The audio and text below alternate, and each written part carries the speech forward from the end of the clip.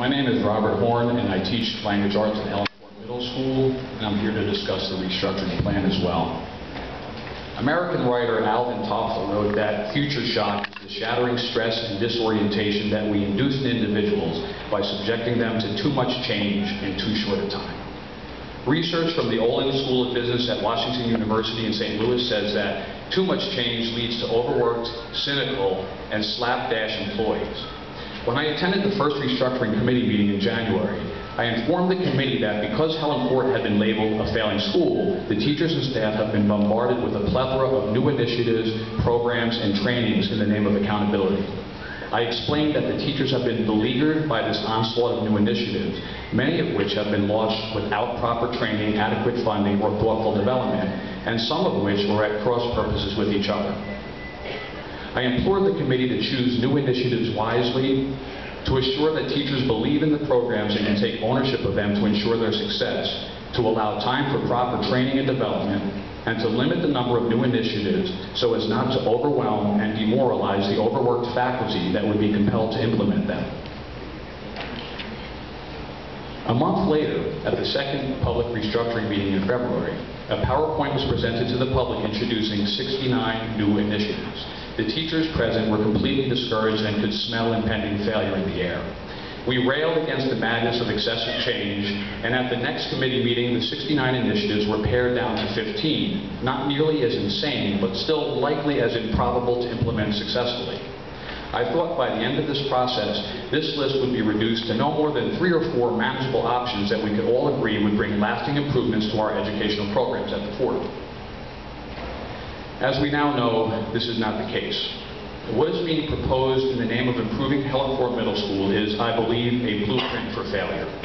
Consider the provisions of this blueprint for failure.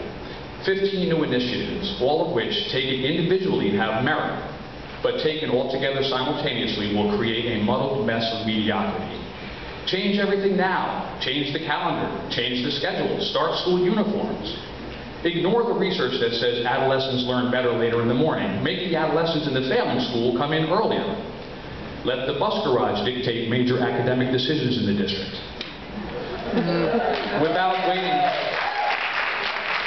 Without waiting to assess the success of these changes, let's combine Helen Fort and Newcomb into one middle school complex with a road cutting through it and no meaningful connections.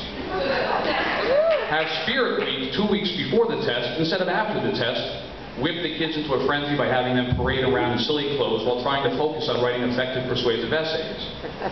Take a potential test preparation day and use it for fun and games in the gym instead. Launch the middle stage accreditation process in the middle of restructuring and ask test prep. Sprinkle in a few early dismissal days for surveys to further reduce test preparation.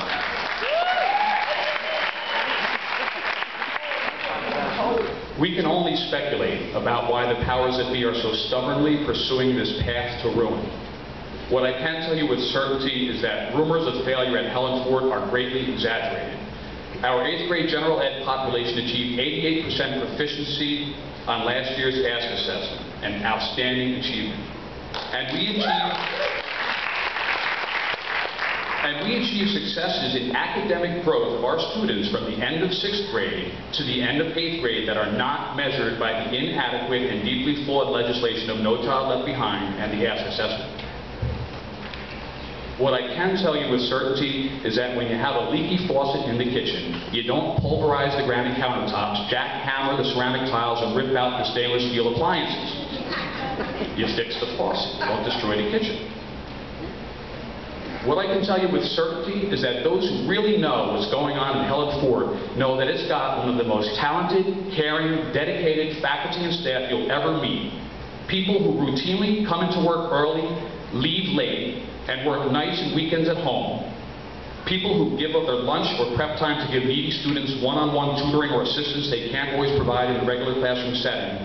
And people who, despite being beaten up and beaten down every which way, every single day, by every corrupt political opportunist, media hacking, clueless legislator, continue to come to work and do their jobs proudly, diligently, and professionally, despite the fact that we haven't even been offered a fair contract since last June by this Board of Education.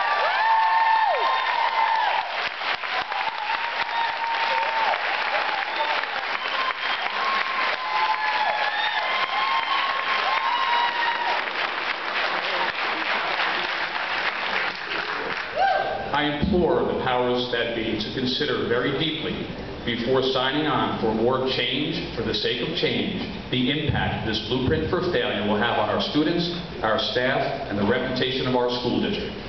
Thank you for your time.